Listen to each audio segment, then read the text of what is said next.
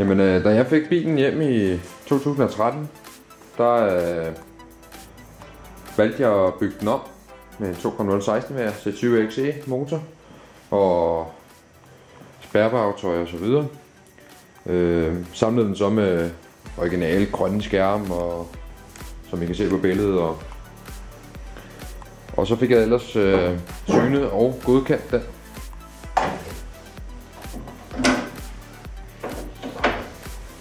Som I kan se, så er der en 2.0 16 i maskinrummet.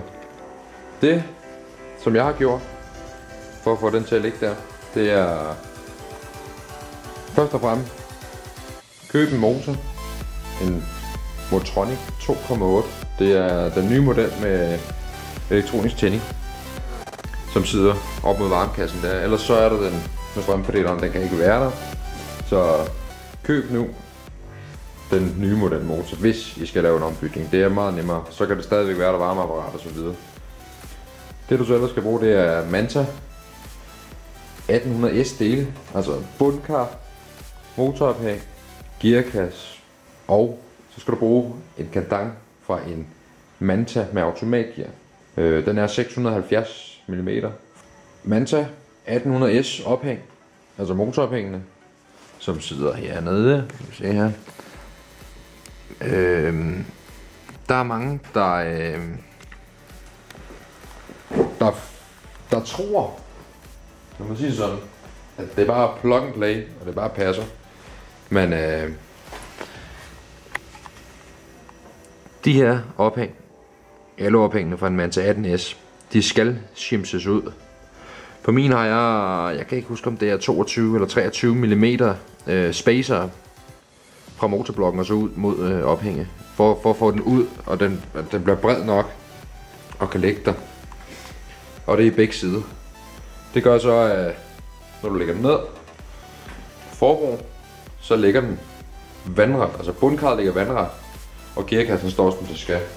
Gearkassen fra en Manta 1800S, som jeg har på, den passer også direkte.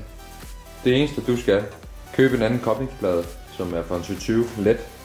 Den passer nemlig strålerne med gearkassen. Udrykkerleje, det er stadigvæk originalt Manta 1800S. Og så er det også bare en trykfod fra den originale C20 XE motor, som ligger i den her. Manifoldet, det er et GSI manifold fra en Astra forholdstrukket, som er bygget om. Det kan I se på billedet, jeg viser her 2 sekunder.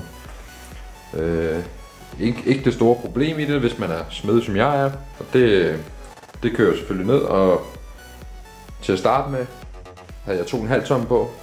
Komplet udstødning hele vejen med 2 gennemstrømningspotter. Det har jeg så ændret her i vinter til 2 ton. Det giver det en meget bedre lyd, altså, og med 2,5 ton der larmer det alt for meget.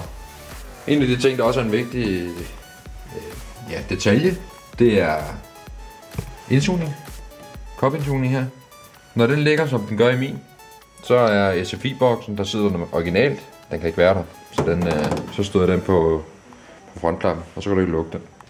Så køb sådan en Friedrich Motorsport kopindsugning, så er du ud over det.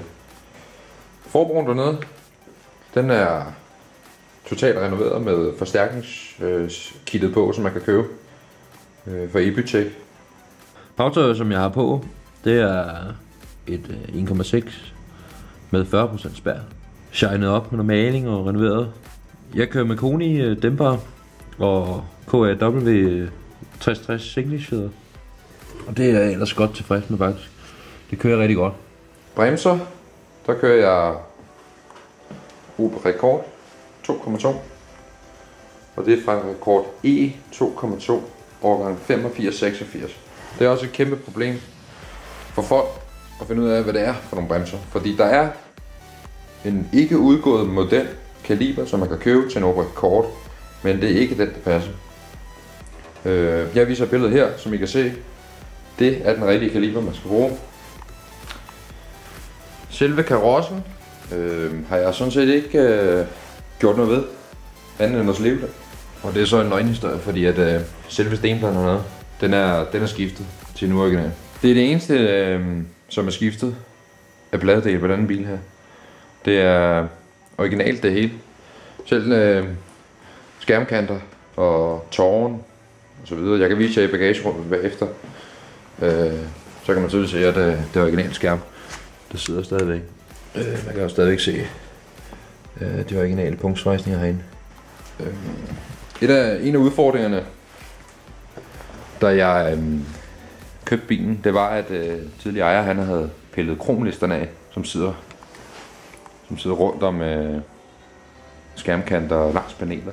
Og det er jeg sådan set lidt ked af, fordi jeg synes, det er en fed detalje.